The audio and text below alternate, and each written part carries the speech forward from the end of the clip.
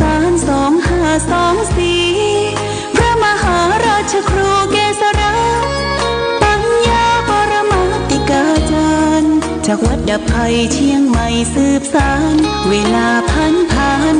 131 ปีนานไกลวัดพระบาทอุดมรุ่งเรืองงามตาเจ้าน้อยบุญทาวงศาข้าหลวงบวงเชียงใหม่ปกครองหัวเมืองฟ้าทุ่มเทแรงกายแรงใจทุกชาติพันธุ์รวมใจรักษา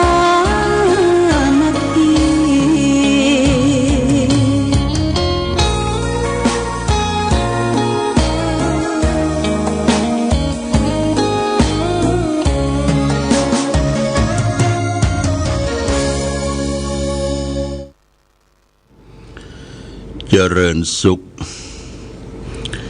ศรัทธาสาธุชนญาติโยมท่านพุทธบริษัททั้งหลายวันนี้รายการธรรมประทีปส่องต่างก็ได้มาพบปะกับพ่อแม่พี่น้องศรัทธาญาติโยมท่านสาธุชนแห่งครั้งหนึ่งวันนี้เป็นวันเสาร์ที่11เดือนเมษายนพุทธศักราช2569ซึ่งตรงกับเดือน5ไต่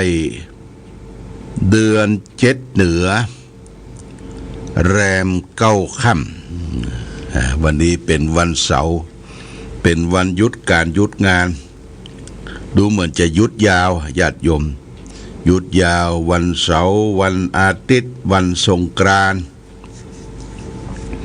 พอการหยุดยาวนั้นก็เหมาะแก่การที่ญาติโยมท่านสาธุชนทั้งหลายก็จะได้ร่วมกันทำกิจกรรมวันสงกรานต์ปีใหม่สะเก้าดำหัวผู้เฒ่าผู้แก่พ่อแม่ศรัทธาดำหัววัดหัววาต่างๆที่เฮามีจารีตประเพณีที่ได้ทำสืบสานกันมาตั้งแต่โบราณกาลแต่วันเสาร์วันนี้ก็ทางผู้ปฏิบัติธรรมประจำวันเสาร์เฮาก็งดการปฏิบัติธรรม1 วันเพราะว่าเฮามีงานที่บ้านที่จองเพียวบ้านเพียวจองทำความสะอาดเช็ดถูเพราะว่าปี1 ครั้งเนี่ยบางท่านบางคนก็บ่ได้ดูแลบ้านที่อยู่ที่อาศัยยักย้ายหรืออย่างที่มันติดตามฝาตามผนังตามเพดานก็ช่วยเก็บช่วยกวาดของอย่างที่มันเก่ามันเกื้อมันชำรุดทรุดโทรมบ่ได้ก็เอาไปรวมทิ้งกันไว้นะอันนี้คือทำความสะอาดเอาสะอาดบ้านก็คือสะอาดใจบ้านคือวิมานของเฮามองไปทางใดพอไปทางใดบ่ฮืออุกรกรุงรังนี่สำคัญมากนะญาติโยมนะนึกเก็บเพียวเก็บกวาดทำความสะอาดเช็ดถูนอกจากนั้นเครื่องใจไม้สวยผ้าตุ้มผ้าห่มผ้าตั้วอันที่สมควรที่จะได้ซักได้ถึงได้ตากก็เอาออกมาซักถึงซักตากล่องโดยสังขารแต่ในปัจจุบันนี้เขาบ่จำเป็นจะต้องไปน้ำแม่ยำไปที่ร้านค้าญาติโยมร้านค้าที่เปิ้นรับซักอบรีดรับซักอบรีดเป็นผ้านวมผ้าใหญ่ได้หมดซักแล้วเปิ้นยังอบเพื่อแห้งแล้วก็ยังใส่ถุงพลาสติกใหญ่แล้วก็มัดมาส่งแล้วก็ติดราคาบอกแพงเท่าใดญาติโยมเป็นค่า แรงเป็นค่าผงซักผ้าน้ำค่าไฟของเปื้อนอันนี้ก็เป็นการสะดวกขึ้นเรื่องการดูแลครอบหัวครัวใบผ้านุ่งผ้าตุ้มผ้าห่มของเฮาและท่านทั้งหลายอันนี้เป็นเรื่องที่เราจะต้องเตรียมก่อนสงกรานต์พอถึงวันที่13นี่เฮาก็เริ่มละเป็นวันสังขารล่องสังขารล่อง13 14วันเนา15วันพญาวันขึ้นวัดขึ้นวาแต่ตามปกติปื้นเมืองก็สังขารล่อง14 15 16อันนี้ก็เอาว่าไปตามปกติตามตำราโหราที่เปิ้นได้วางหลักไว้แต่โดยทั่วไปแล้วก็13นี่ก็เริ่มละนะญาติโยมเจ้าขึ้นมาก็จะได้ยินเสียงประทัดเสียงสะโปกแล้วก็เสียงสีนาฏยิงกันต้มต่ำร้องโดยสังขารทีนี้เอามาอู้ถึงสังขาร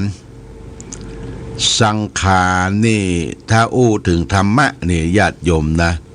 สังขารก็คือตัวเราและท่านทั้งหลายนี่สังขารคือร่างกายและจิตใจของคนเราร่างกายและจิตใจของคนเรานี่บ่คงที่แน่นอนมันมีการเปลี่ยนแปลงผันผวนไปอยู่ตลอดเวลาพอถึงสังขารล่องปีใดเขาก็คิดว่าเขาแก่ไปปีหนึ่งแล้วนะปีหนึ่งแล้วอายุที่เขาแก่คืออายุที่เขาเสี่ยงไปเสียไปสั้นไปบ่ใจอายุเขาได้นะญาติโยมมันเสี่ยงไปเสียไปสั้นไปแต่คนเฮานี่บ่ชอบเสี่ยงบ่ชอบเสียชอบกำปากกำได้เช่นคนมาถามว่าอายุใดเท่าใดบางท่านบางคนก็ตอบว่า70 60 80ที่จริงมันบ่ได้นะมันเสียมันกล่อนไปจะเหลือเท่าใดบ่ฮู้ที่เหลือเท่าใดบ่ฮู้พอเฮาวันเกิดเฮาบ่ฮู้วันตายเจ้างายขวายค่ำฮู้กันแต่วันตายที่จะมารอดมาถึงมาข้างหน้าบ่สามารถที่จะฮู้ได้สภาพการสังขารมันเปลี่ยนแปลงไปทุกวันทุกปีทุกเดือนญาติโยมสรีระร่างกายเฮาเนี่ยก่อนเป็นคนสวยคนงามเป็นคนหล่อเหลาเอาการแต่เพราะว่าอายุไขมันแก่มันเปลี่ยนแปลงไปผมที่เคยดำกับขาวตาที่มันเคยยาวกับสั้นเขี้ยวที่มันเคยมั่นกับคอนหนังเคยตึง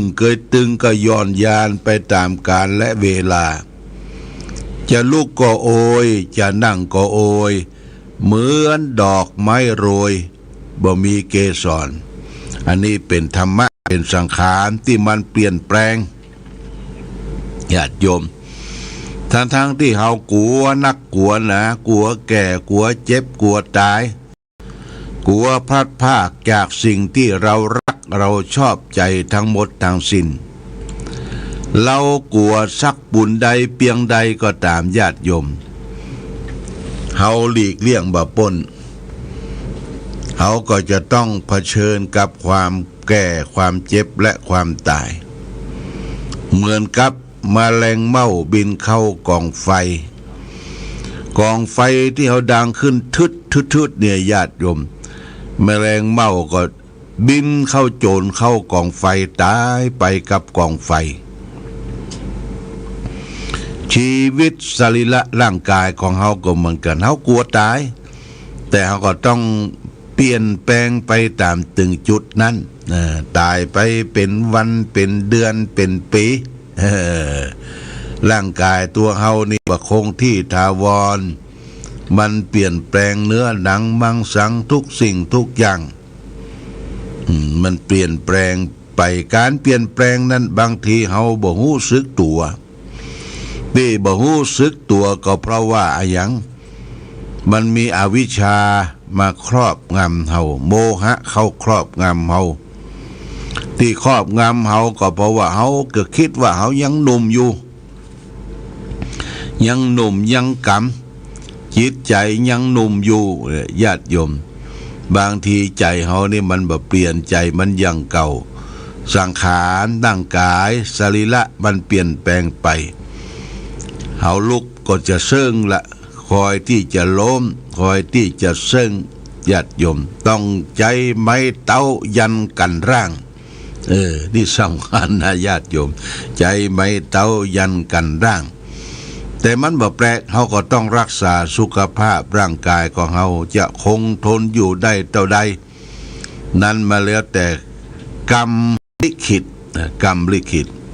เพราะว่าสัตว์โลกย่อมเป็นไปตามกรรมกรรมมุนาวัตตติโลโกสัตว์โลกย่อมเป็นไปตามกรรมกรรมคือการกระทำของเราและท่านทั้งหลายการกระทำสร้างกรรมเนี่ยทำตั้งแต่อดีตชาติและในชาติปัจจุบันอดีตชาติเราได้ทำกรรมอันใดไว้เกิดมาชาตินี้ภพนี้ได้เกิดมาเป็นมนุษย์เป็นคนเป็นมนุษย์เป็นคนแล้วก็ยังได้รับผลกระทบการเจ็บไข้ได้ป่วยจิปาทะนาต่างๆดิญาติโยมมันเป็นกรรมทางพุทธศาสนาว่ามันเป็นกรรมของคนเราหลีกเลี่ยงบ่พ้นได้เพราะฉะนั้นเมื่อกรรมหลีกเลี่ยงบ่พ้นได้ภาวะการในปัจจุบันก็ควรที่จะสร้างกรรมดีสร้างแต่กุศลกรรมคือเว้นจากการกระทำความชั่วทางกายทางวาจาและทางใจ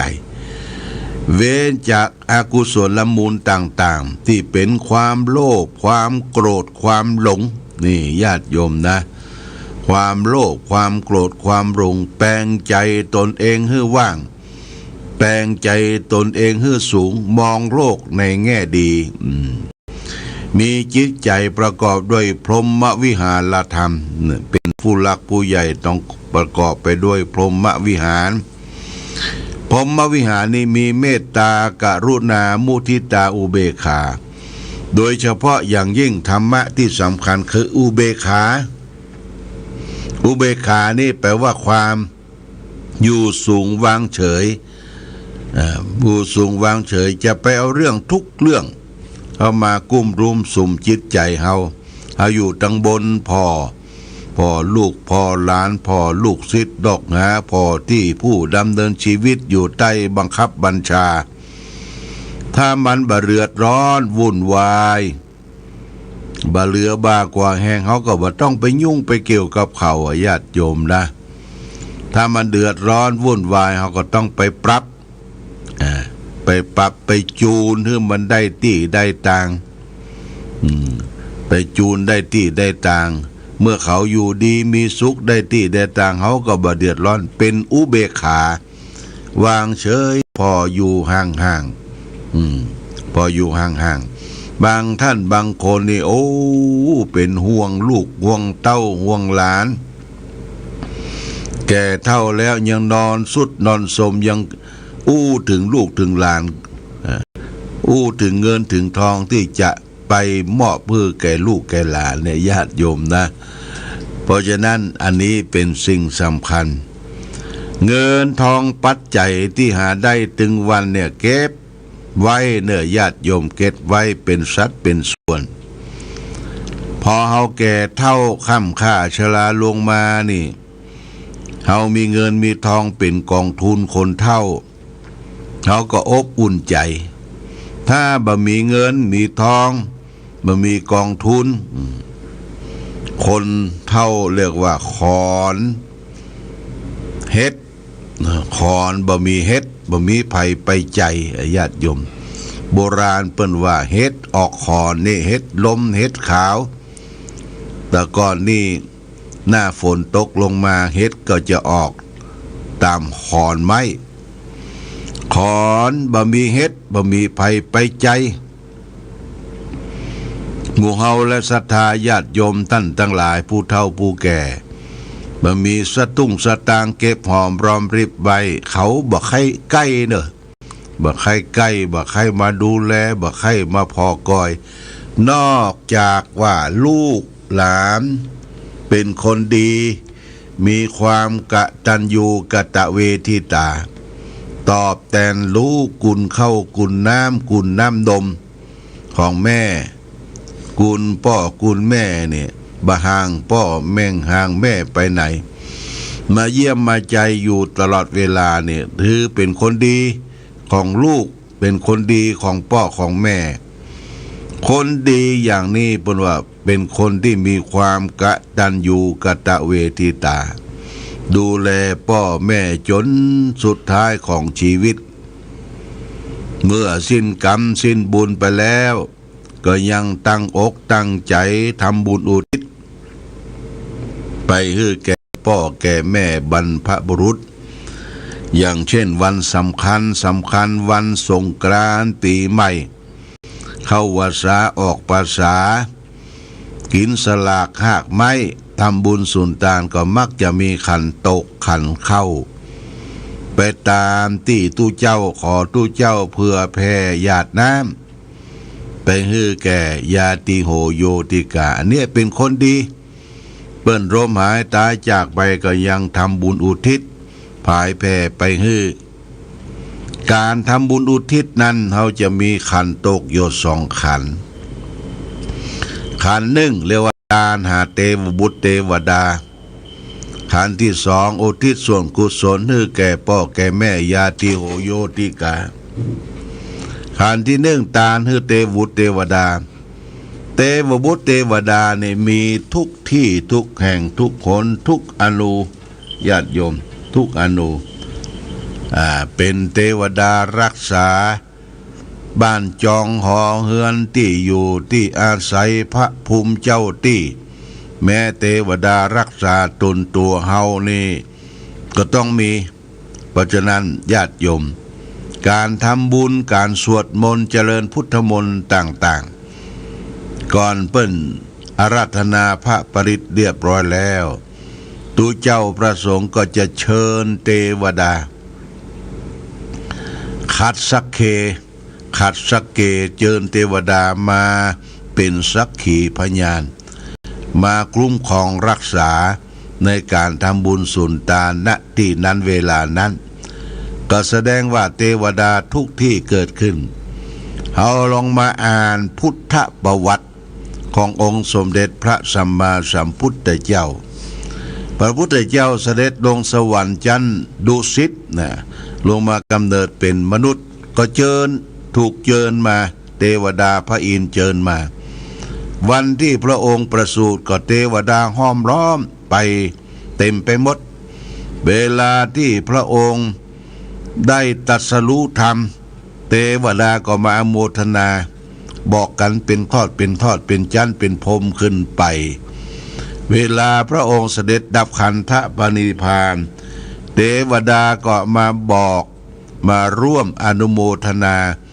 มาแสดงความไว้ทุกข์นี่เทวดามีทุกที่ทุกแห่งทุกผล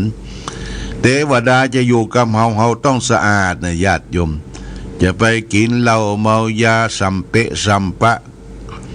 ล้มลุกคุกคานไปทั่วเหม็นขี้หาตลอดทั้งวันนี่เทวดาบ่อยู่ละมันเปื้อมันเหม็นเพราะนั้นให้รักษาตัวเองตัวเก่าหน้าสงกรานต์นี่เปิ้นว่าเฮา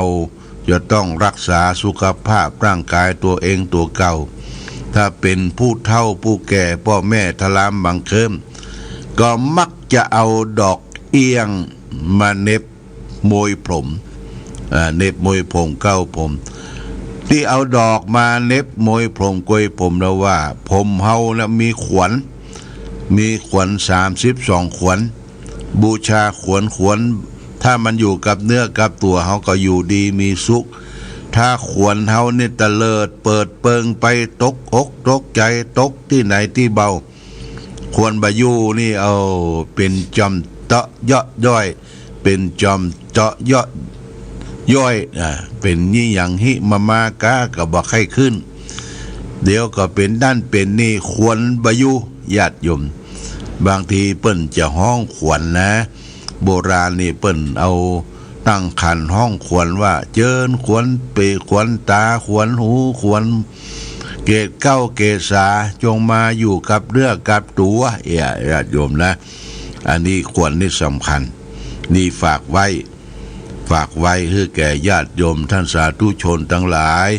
ถึงเวลาสงกรานต์ปีใหม่เนอะวันนี้ก็เริ่มต้นละ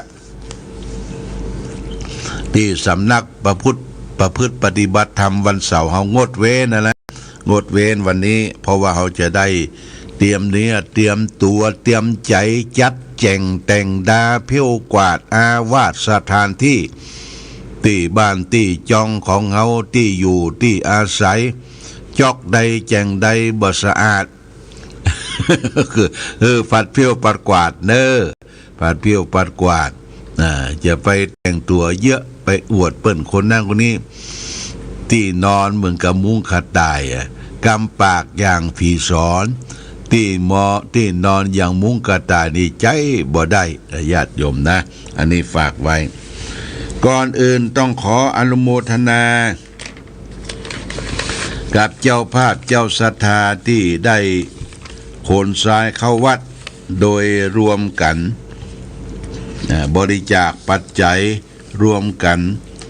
จ้างรถเอารถบรรทุกทรายก็มีแม่เพ็ญพรชัยเกตโปรประดิษฐ์ชัยเกตแม่อำนวยทองชัยบ้านสวนดอกใต้ตาลทราย1 ลำตกราคา 2,100 บาท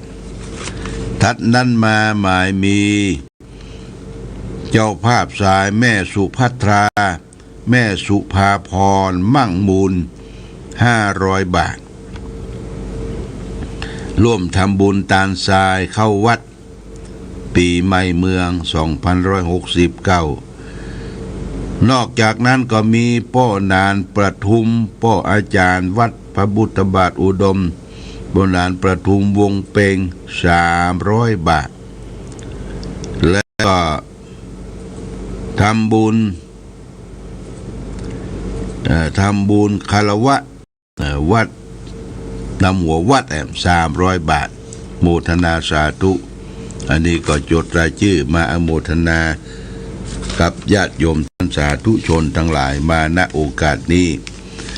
วันนี้ก็จะเป็นวันที่สามเณรภาคฤดูร้อนที่ออกปฏิบัติการไปพักตามวัดต่างๆก็จะเข้าวัดมานอน1 คืนวันพรุ่งนี้ก็จะถวายข้าวต้มและก็ไอศครีมญาติโยมเพราะจะเป็นวันราสิกขาแยกย้ายกันไปอยู่ตามวัดวาอารามต่างๆได้บวชมาตั้งแต่วันที่3 เมษายนและวันพรุ่งนี้หมดเขตการอบรมแล้วก็จะให้ลูกหลานที่บวชเป็นเนนน้อยภาคดูร้อนปิกไปเยี่ยมพ่อเยี่ยมแม่เยี่ยมบ้านเยี่ยมจองในระวะโอกาสสงกรานต์ปีใหม่ก็จะเข้ามาวันนี้ญาติโยมนะอันนี้ก็ทุกตนทุกองอยู่ด้วยความสุขหวานบั่นใจบ่มีเหตุเพศภัยบ่มีโรคภัยไข้เจ็บอันใดเกิดขึ้นก็ด้วยพุทธานุภาพธรรมานุภาพสังฆานุภาพของพระพุทธพระธรรมประสงค์ได้คุ้มครองรักษานะญาติโยมนะวันนี้ได้มาพบญาติโยมท่านสาธุชนทั้งหลายก็พอสมควรแก่กาลเวลาขอความผาสุขความมีธรรมยงบังเกิดมีแก่ศรัทธาสาธุชนญาติโยมทุกท่านรายการธรรมะประทีปส่องต่างต้องขอลาก่อนขอผู้ฟังจงตั้งมั่นจิตหันษาโดยธรรมะขององค์พระพุทธาได้นำพาให้เกิดความสุขสงบเย็นขอเจริญพร